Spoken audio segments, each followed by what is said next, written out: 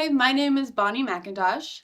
I am a touring keyboard player. I play keys for Post Malone, Halsey, Kehlani, Selena Gomez. I've been doing this professionally for about, I would say, 12 years, and I went to Musicians Institute, so I kind of learned a lot from here. My first experience trying to basically realizing that I had the ability to do this as a job was while I was at MI. At the time, a lot of artists, big artists, were coming through here to put their bands together. So there was a lot of auditions. There was a lot of, there was like, they would have a bulletin board or you'd get an email, and all these humongous artists were coming through here and putting their bands together. So I saw the Katy Perry audition, and this is at like I want to say 2010. This is like Teenage Dream. This is when this record came out, and the audition was specifically asking for a male keyboard player.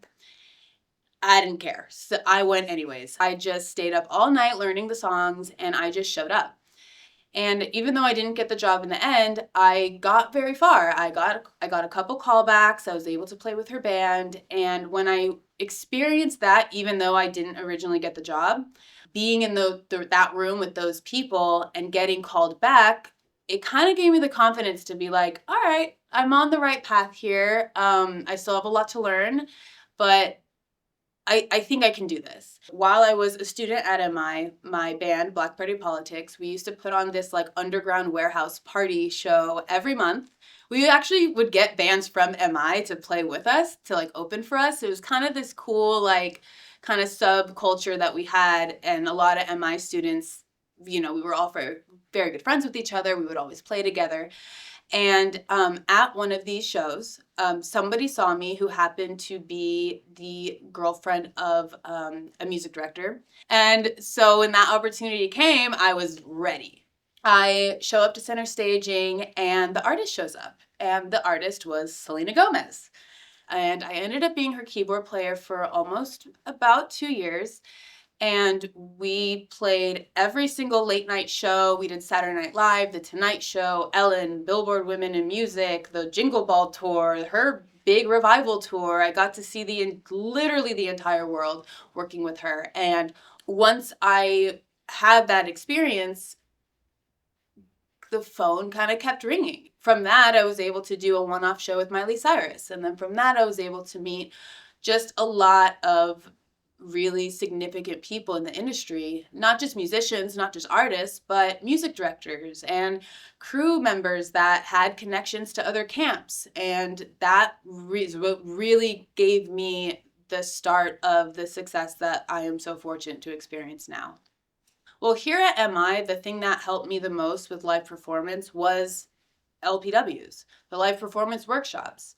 And those live performance workshops some of them were pretty nerve-wracking because there are all these different genres of music, and you're going in, you don't know who you're playing with, you learn the song, but you're not really sure how it's going to come off, and you're really, really forced to like dig deep and like perform in an environment that, to be honest, is going to be a lot more difficult than it would be if you're working. And that, I think, is really, really good for students to experience. But that really kicked my ass into gear about how to perform lives. And another thing about it that I loved about MI is that it really gave students and peers the opportunity to support one another as well.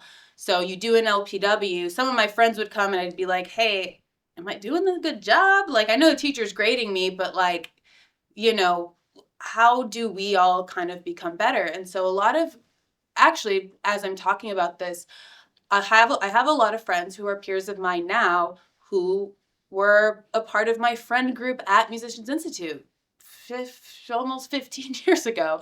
And we're working with really big artists. We're touring and doing those live performance workshops, I think, is where learning how to play live in an environment that is not necessarily ideal, because who wants to perform where you get graded? That's not necessarily fun, but it's necessary. It's necessary to give you that kind of experience. So when you're playing in front of a music director or you're playing in front of an artist, especially if you're playing in front of a famous artist where you might be a little starstruck, where you might get a little nervous, doing those LPWs and playing in front of these instructors that have all of this experience, I think is super, super beneficial to taking that experience and bringing it to the next level where you're doing this in a job setting. If I'm being honest, when I came here, I was like, I kind of thought I was hot shit. I had been playing classical music my whole life.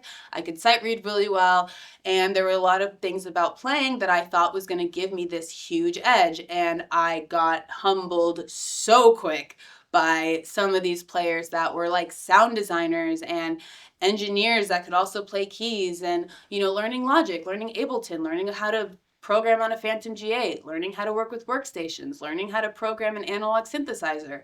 That was a world I did not know at all. And I was not necessarily prepared for that. And in hindsight was kind of a good thing, because I got hit with this reality check of, oh my God, there is a whole nother world that I haven't even tapped into yet. I went to a lot of open office hours with teachers, and most of them were in like the programming world, where I was like, okay, I can play, but what is this? And I spent a lot of time with instructors who I still keep in touch with to this day, because they taught me so much about the broader scope as a keyboard player. And I feel like that can translate to every instrument. And the great thing about MI is that instructors make themselves really available here, and I highly suggest that people take advantage of that, because I took advantage of that, and that really, really, really helped me. And now I can kind of reap the benefits where those teachers are now my peers. MI is really good at making you realize what those weaknesses are, honing in on them, and making them better to make you a better, well-rounded musician. And that's what these artists and these music directors are looking for. They're looking for somebody who can do it all, And so MI is very, very useful in that way. For students who come here, something that I think is very, very important is that you utilize the networking tools that they give you here. Unfortunately, your skill alone is not going to get you a job. One of the things that benefited me a lot is doing like audition workshops and taking classes that were a little outside of my comfort zone and didn't just focus on my skill, because you want to become a well-rounded person. These jobs are about 30% skill and 70% hang. That's usually the ratio that happens. Learning how to hone in on that in addition to your skill is what's going to make somebody successful. Funny story, the second arena I ever played in was a sold-out televised Madison Square Garden. Just a small little show. I basically went into this pretending like I knew more than I did. I was like, oh yeah, I'm so confident. I'm ready to do this. I've been doing this forever, when really I had done it literally one time, and it was not at that magnitude. And I'm like, how did I not lose my mind? Because again, there's also like the first minute of our set at that time was just piano. So it's just me by myself, literally by myself. And I still don't know how I pulled it off without just like losing my mind and running off stage. But for some reason, the stage adrenaline just like got me, and I did it. And I don't even know if I breathed once during that entire show. So after that, I felt on top of the world, like I could do anything. When I think about when I think about what made me kind of realize that I had made it, for lack of a better term, was performing on Saturday Night Live. That was a show I watched with my mom growing up. I watched it every Saturday with my parents since I was like a tiny little kid. I was like, I want to be on that stage. To me, that was like that was like a dream for me. It was one of the most surreal experiences I had ever experienced, just by being there and being a part of that really historical show and being in that historical building. It was cool, and I just remember sitting and watching it, and if I'm being honest, I must have watched it like 20 times in a row, because I actually didn't believe that was me up there. That was an experience that made me realize that I had worked really, really hard, and that my hard work was paying off, and I could physically go and look at the hard work that I did, and that was something that was really special.